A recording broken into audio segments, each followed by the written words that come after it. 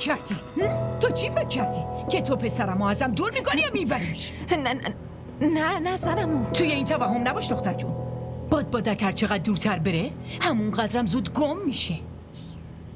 من نمیفهمم شما چی دارین میگین. بالاخره میفهمی چون من یک کلمه طلاق رو یک زن نادونم میفهمه.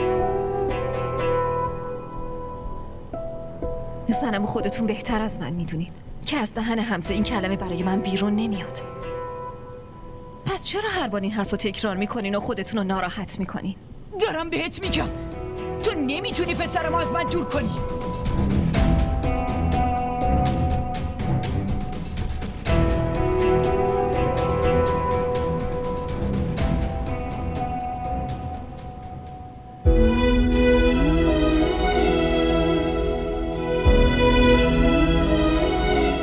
چون من یک کلمه طلاق رو یک زن نادونم میفهمه.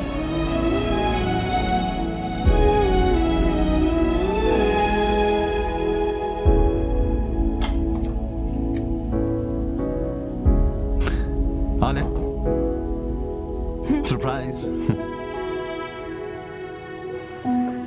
گاهی از ته دلت بخند دختر. بیا اینجا زود باش.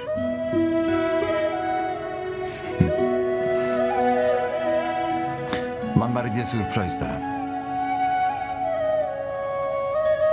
پیش من یه چیزیه که تو این صورت غمگین لبخند بزرگ میاره.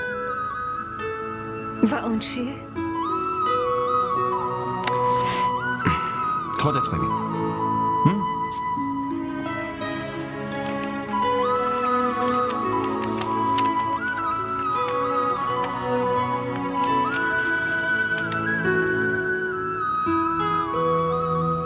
من نمیفهمم چیه.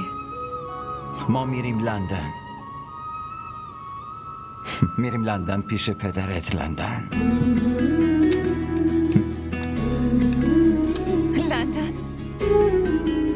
میخواییم بریم پیش عمو نفیس. حاله داریم میریم لندن. تو داری شوخی میکنی. این ممکن نیست. اینو ببین خودت بخون. از سفارت ایمیل فرستادم باهات مصاحبه کنن. من و تو قراره با هم دیگه بریم لندن. کجا داری میری؟ برم به مامان بزرگ بگم که دارم میرم پیش بابام. من برمیگردم.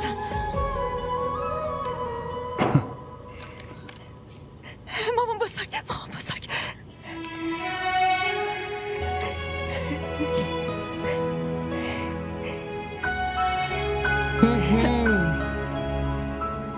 ببین من نمیتونم بهت اجازه بدم که تو با اون از این خونه پاشی بری.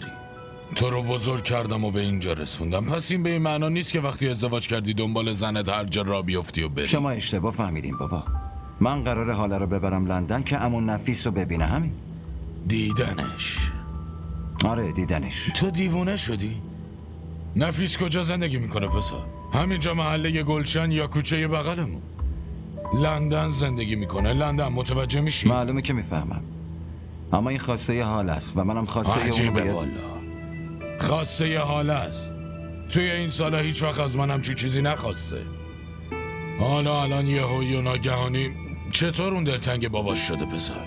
نه این هیچ وقت ممکن نیست. به هر حال تو برای به جا آوردن این خواسته بیجاش نمیتونی این همه پول رو به باد بدی. فهمیدی؟ شما حرف من حرف تو رو میفهمم. ولی دختر ازدواج میکنه حواسش باید به خانواده شوهرش باشه. حالا اون هر روز بخواد یاد باباش بیفته تو هم که فقط. آخه چرا انقدر زنزلیل شدی پسرم؟ من زنزلیل نیستم بابا، اما شما سنگدل شدین. شما میدونین این خواسته یه حال کاملا بجاست. مونده پول سفر که اونم تا آخر عمر میشه کار کرد و به دست آورد. من حتما حاله رو میبرم لندن.